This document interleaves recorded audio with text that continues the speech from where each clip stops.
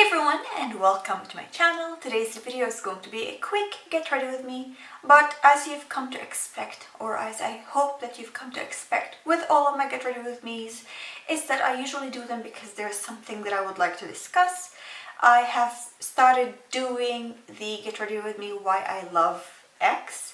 I also did a get ready with me with my friend Julia. This was a get ready with me for the purpose of catering to my wardrobe, to my closet, to an item in my wardrobe. Both of these videos will eventually be linked right above in the eye. And today's Get Ready With Me is going to be dedicated to discussing the concept of cruelty-free. I'm going to be giving you a very detailed explanation of what cruelty-free really means, why I am cruelty-free, how do I know what is cruelty-free or not, which resources do I rely on, and just a definition of the term cruelty-free, what it includes and what it excludes. But before I get started, I really want to emphasize that the purpose of this video is not to brainwash anyone, not to force anyone to follow me and my tribe of cruelty-free people. Absolutely not. I'm just here to present my perspective, and I trust that you are smart enough to make your own. Whether you choose to be cruelty-free, whether you are cruelty-free, whether you choose not to be cruelty-free, is completely up to you. I am proud of all of us cruelty-free people, and I would love for more people to be cruelty-free, and I would love for cruelty-free to become the standard of everything that human beings consume. But at the end of the day, I know that human beings have different opinions, and I know that I don't want to be a lecturer, and I don't want to lecture, and I'm not here to preach. I'm just here to help raise awareness and help educate slightly, but I trust that you can make your own opinion at the end of the day, and I'm not here to push any perspectives, push any agendas. I don't have an agenda. I'm just here to share opinions and share my knowledge. If there's anything that I say that is not very accurate and you know a better answer than I do, I'm not here to tell you that everything I say is gospel. This is what I found out when I did my research. If anything is not 100% accurate, please correct me. I would love to be corrected if there's anything that I said that isn't 100%. But other than that, I hope that this video helps clarify things for you if you're not sure of what I'm talking about, and helps you make an opinion if that's your goal. Other than that, let's get started with the Get Ready With Me, because this intro doesn't need to be long. The video is already going to be long enough. Okay, let's get started. So as I might have already told you, today we're going to do a Get Ready With Me, but the whole purpose of my Get Ready With Me is usually to talk about something else. My latest Get Ready With Me was discussing why I love RuPaul's Drag Race. I'll link it above if you're curious.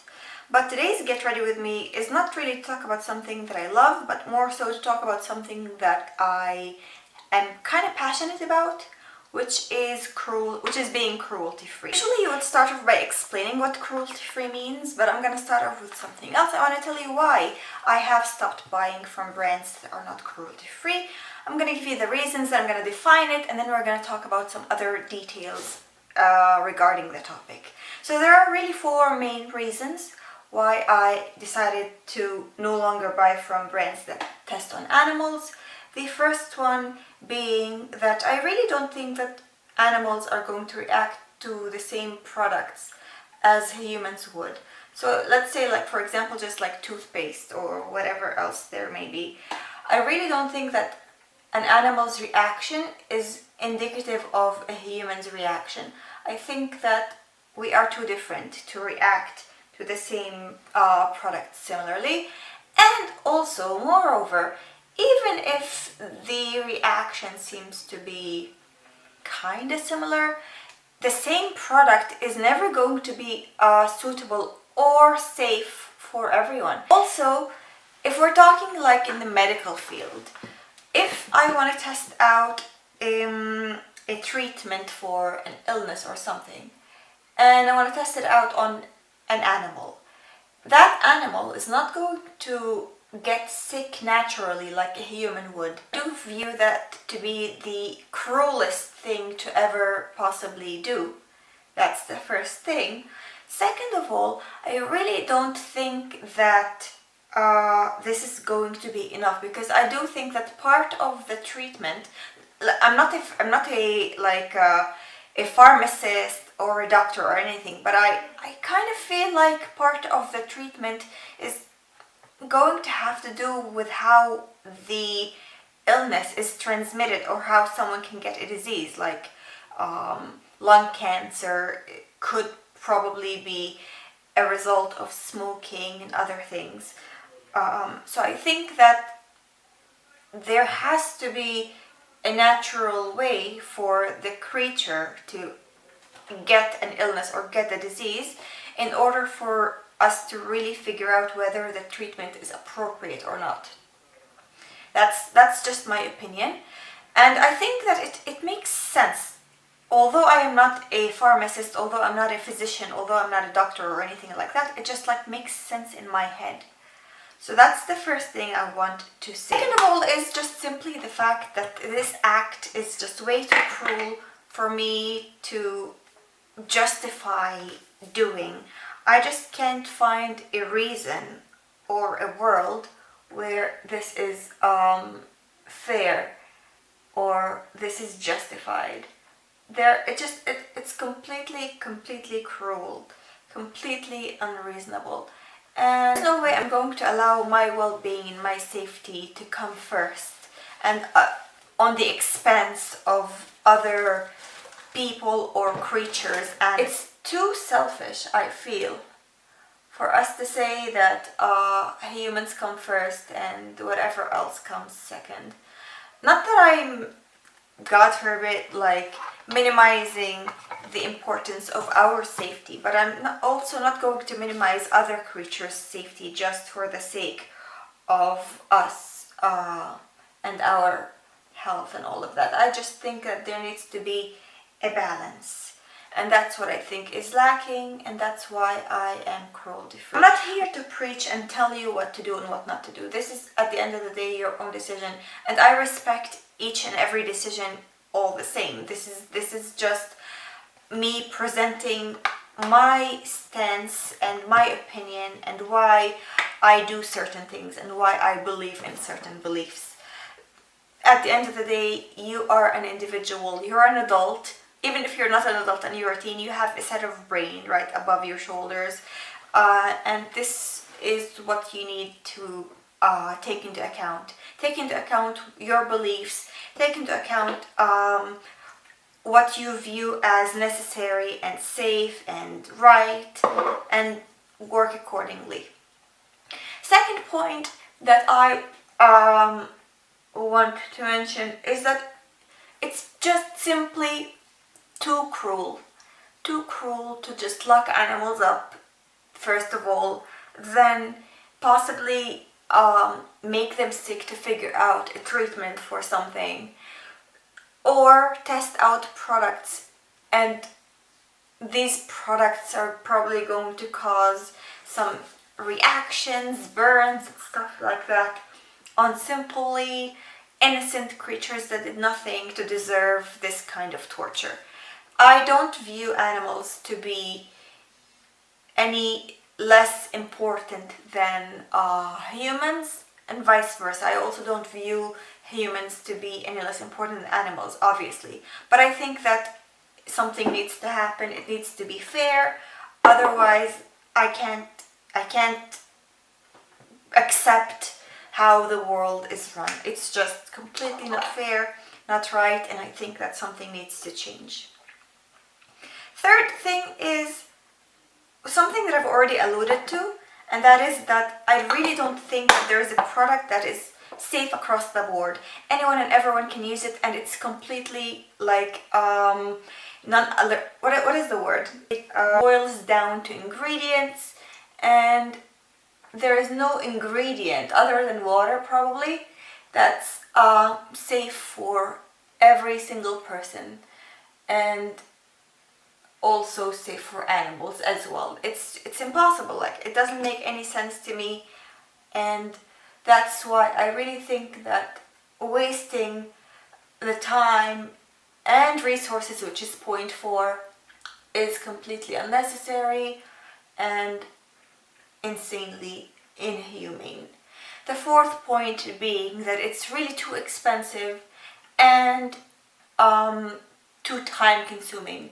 To get results takes so much time, and to conduct results and to also run labs like that is really too expensive, especially with modern time and the possibility of creating like skin patches and stuff like that are extremely similar to a human's like skin and flesh and things like that. There have been so many advances that have alleviated us from the need or burden of conducting such inhumane, such cruel experiments on animals, tests on animals. And I just think that we need to start to rely on science a little bit more. Now that I've mentioned why I am cruelty-free, I want to just define the term cruelty-free if you don't know.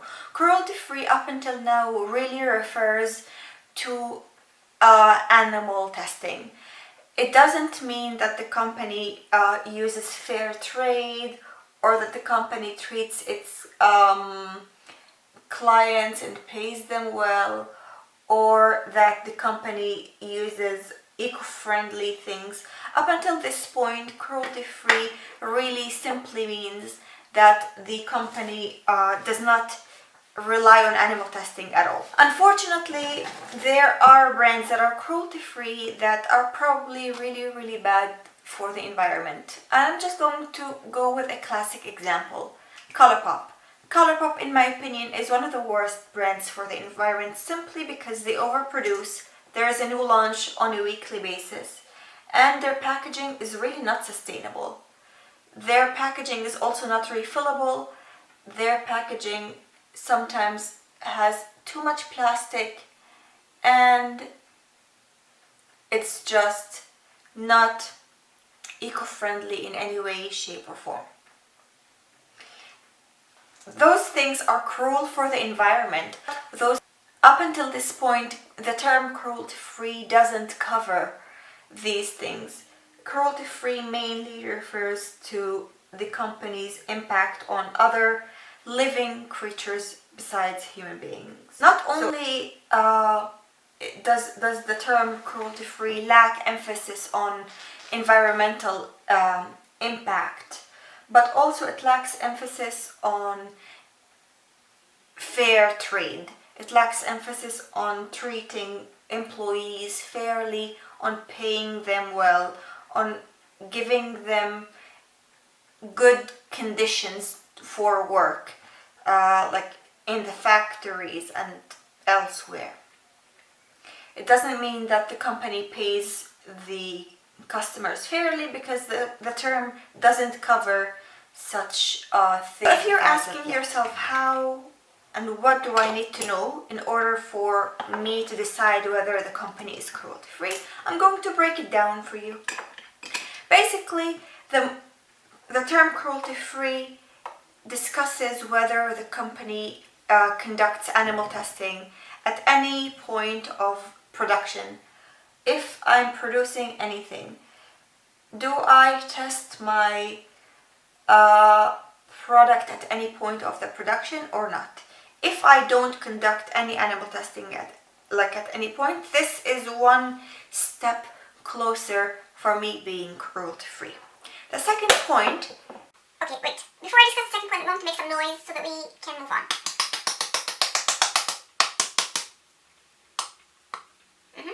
The second thing is basically whether the company acquires its raw materials from sources that test their materials on animals or not. Let's say I want to make sunscreen. I'm going to need to use some sort of zinc or something, or I want to make a serum and I need like glycerin or hyaluronic acid or anything. If I get my raw materials from companies that already test on animals. This kind of sourcing is counterintuitive to the brand because it ends up being the same.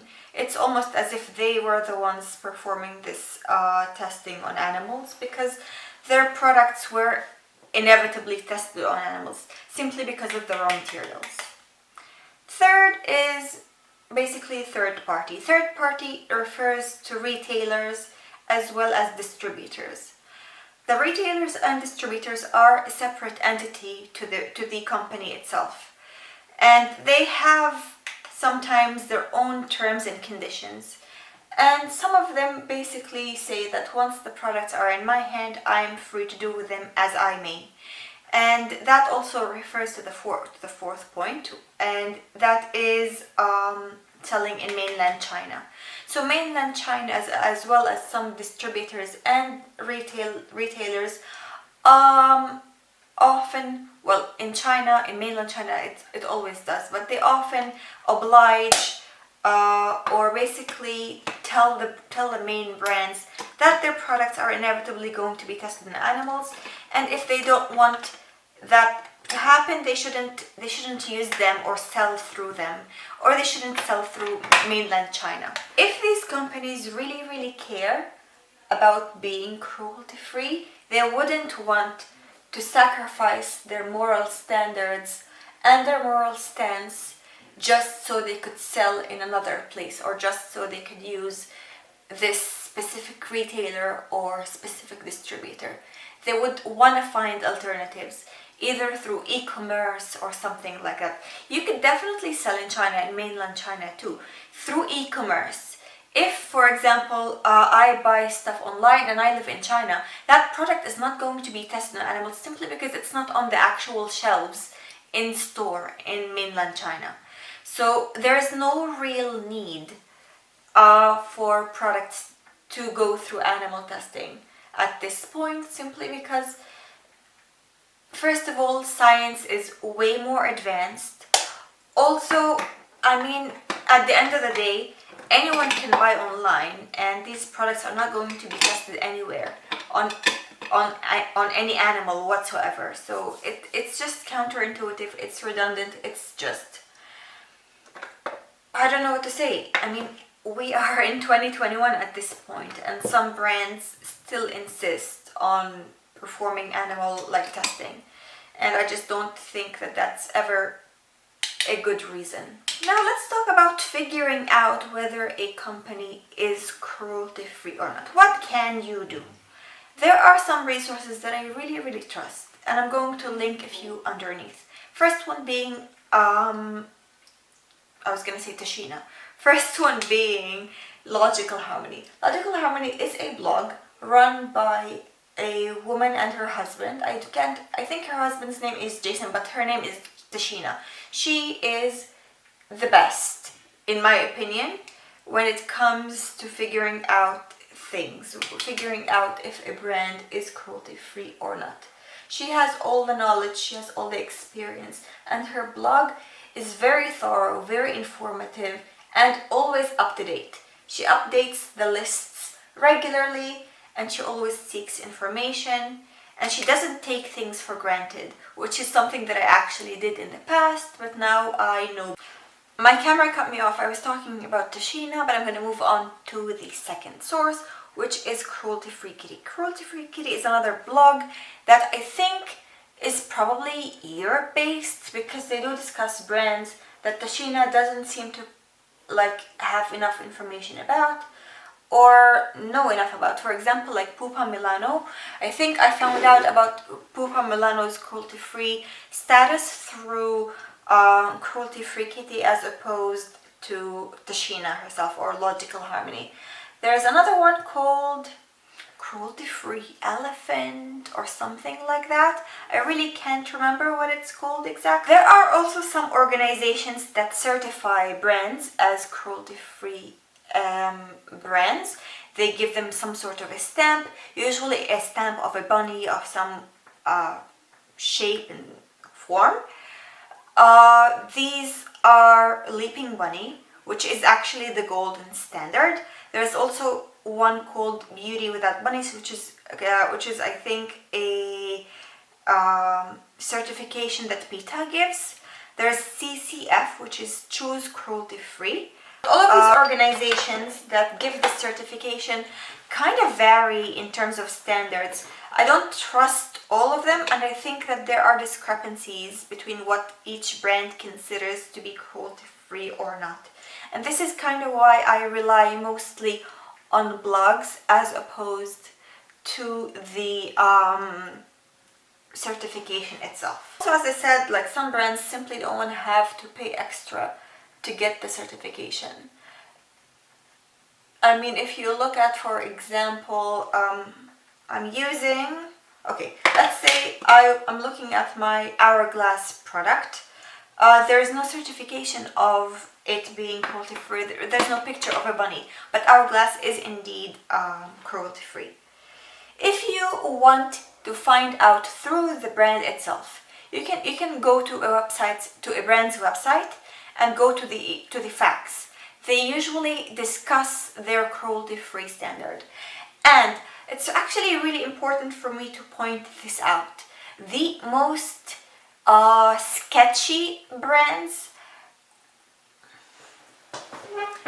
One thing that is really important for me to mention is that if you feel like the brand is kind of vague about their cruelty-free standard, then it's probably a better idea to just skip this brand altogether, because if a brand is cruelty-free, truly cruelty-free, they would be shouting it off of the roof at like the top of their lungs. It wouldn't be something to be vague about, because if I'm truly cruelty-free, I know what it means because I'm passionate about it, and I would want to clear it out for everyone. I don't want to leave them with hesitation or questions. I would make sure that everyone knows that I am cruelty-free. At least that's what I imagine a brand that's cruelty-free to be. A few things I want to discuss before I finish up talking about this whole topic is just this small little thing that some people find confusing, and that is whether a product that is vegan is ultimately cruelty-free or not. And that is not the case. I really wish that it was the case. Many brands that are completely vegan are not cruelty-free. They do conduct animal testing, and many brands that are cruelty-free are not vegan, and they use animal-derived ingredients. Just because a brand is cruelty-free doesn't mean that it's vegan, and just because a brand is vegan doesn't mean that it's cruelty-free. Another thing that I want to talk about is the idea of parent companies. Parent companies is basically, let's say, L'Oreal, I believe, is a parent company. There are many companies that are owned by L'Oreal, such as Lancôme, Yves Saint Laurent, and other things. L'Oreal isn't exactly the best example. Let's say Estée Lauder. Estée Lauder is a parent company of several ones like Erin and Smashbox. Estée Lauder sells in mainland China, so Estée Lauder is not cruelty-free. However, they also own Smashbox, as I said, and Smashbox isn't sold in mainland China and is in fact cruelty-free. So that basically means that Smashbox is cruelty-free, but also it means that anytime I buy from Smashbox, some of that cash that I spent on these Smashbox products are going to trickle down and end up in Estée Lauder's pocket. And this is basically a controversial point, because some people are going to say, there's no way that I'm going to do that. There's no way I'm going to buy anything from Smashbox because I don't want to support Estée Lauder in any way, shape, or form. And that's a fair argument. I cannot argue with that, because this does make perfect sense. But then there are other people, and I'm one of those people, to tell you the truth, that are like, I would rather spend my money and make sure that Estée Lauder understands that there is more money coming through their accounts from from Smashbox rather than other ones, simply so that I can understand that there's something special about Smashbox that is more attractive to me as a client, not just me, but like to people as clients that they're willing to spend their cash on, and it boils down to it being cruelty free. I think that this is the best way of telling a brand what you are looking for and what you want to find in their products. And I think that this is probably a way of making positive changes, hopefully, if they're smart enough.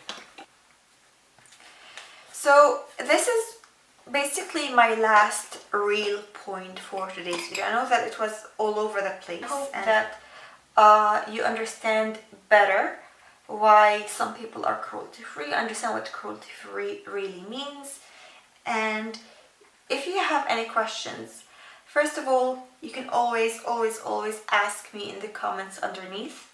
I am here to inform and to help in whatever I can do, whatever tiny little difference I can make in anyone's life. This is why I'm making this video. I want to clarify things, I want to educate. I am actually an English teacher, so sometimes I feel like the fact that I'm an educator kind of finds its way to other factors and other elements of my life. Keep in mind that I trust that you have your own opinion and that I'm not trying to force you to be cruelty free. I'm just here to give you the reasons why I am cruelty free and why I'm actually happy about it and why I think more people should experiment with it. I want to tell you one thing before I go and apply some mascara and whatever. And that is that becoming cruelty free has been the easiest transition for me personally. All I really had to do is go through my products and go through the brands that I had and figure out if something is cruelty free or not. And then I had to make one decision. Do I want to use up what I have? Or do I want to just like donate it and see what I'm left with? And what I really did was donate all of my cruelty-free products, and whatever products I kept, I actually felt too guilty about using. So I didn't really use them. I also realized that there are more cruelty-free brands than I thought. And many brands that I really enjoyed ended up being cruelty-free. The only real difficulty is if you are someone who is used to buying from luxury brands like Chanel, Dior, Tom Ford and stuff like that. Unfortunately, most of these brands are still brands that conduct tests on animals. I have no idea why, because especially brands with such resources and such great abilities and such wealth should be able and capable of limiting their animal testing. But then again, there are so many others that I really don't feel like I miss non-cruelty free makeup. I mean, you saw my collection. If you saw a lot of my declutters, you saw that I have too much makeup for one person. And that's just me being completely frank with you. And I'm very happy with most of the things that I have. I'm basically left with one question, which is, are my past non-cruelty free products better than my cruelty free ones? And the answer is no. I really don't miss anything that I used to have that I no longer have. I actually think that right now with the products I have, I'm much happier than I was with the performance of so many things that I used to have. So many things. And if I close my eyes and try to miss any product, nothing comes to my mind. Cruelty free is really not a compromise. You are not compromising quality in order to be cruelty free. You are not compromising anything. You are not compromising like price. You can still find really affordable products such as e.l.f., such as ColourPop, such as Milani, such as Flower Beauty. There are cruelty free. Just as you can find really expensive products that are also cruelty free, like Natasha Denona, like Smashbox, like Charlotte Tilbury, like Victoria Beckham. There are so many brands from each and every price range, from really affordable to really luxurious and high-end and expensive, that are cruelty-free. Cruelty-free is not a compromise. Okay, so before I wrap up the video, I'm going to go apply my mascara, lashes, and come back to apply my lipstick, because I'm thinking of doing something today, something experimental. So stay tuned for that. I'll be back.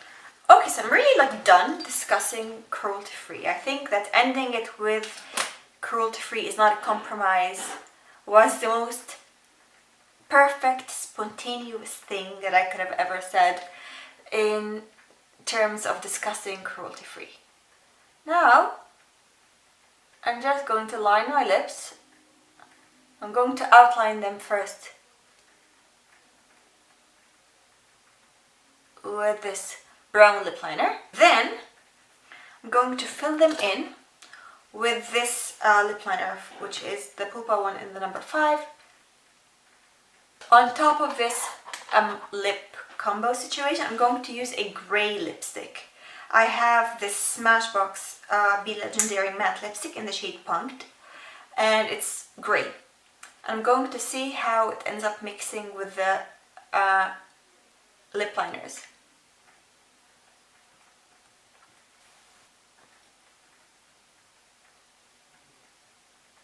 So this is all for today's video. Thank you so much for those who watched, and I really hope that I explained what cruelty-free means. If you are questioning it, if you are not sure about it, if you would like to know more information about it, if you want to make a decision about it, I really hope that I helped you out and I clarified things for you. I really want to emphasize and reiterate that I'm not here to try to brainwash anyone. I'm not here to try to sway you in any direction that you don't feel comfortable with. And honestly, in all honesty, the best thing that you can do, even if you are considering transitioning into being cruelty-free, is to work on using up what you already have. The money has already been spent. The products are already there. So if you are considering being cruelty-free, please don't throw away products. I will be the first one to admit that when I became cruelty-free, I did not transition my brushes into cruelty-free brushes, because brushes are one of those things that's just functional, and there is no need for me to just go ahead and spend so much money on brushes when I already have ones that are perfectly fine. What I did instead was, each time that I was in need of a brush, I would make sure that I was buying cruelty-free brushes.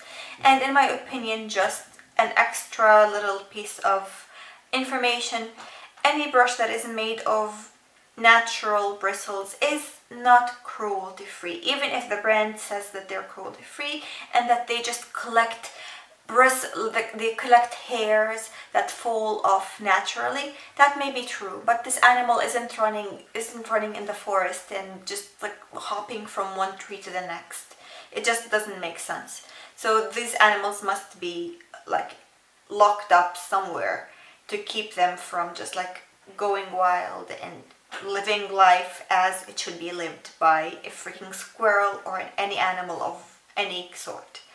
So yeah, thank you so much for watching, and I really hope that you enjoyed it. If you have any questions, if you have any opinions, if you have anything to say, this is why the comments bar is underneath. If you want to have a look at any of the resources that I trust and rely on when it comes to making any decision, when it comes to understanding if the brand is cruelty-free or not, it will be linked underneath, just for easy access and convenience. I really hope that I made it easier for you, and I shall see you all in the next one.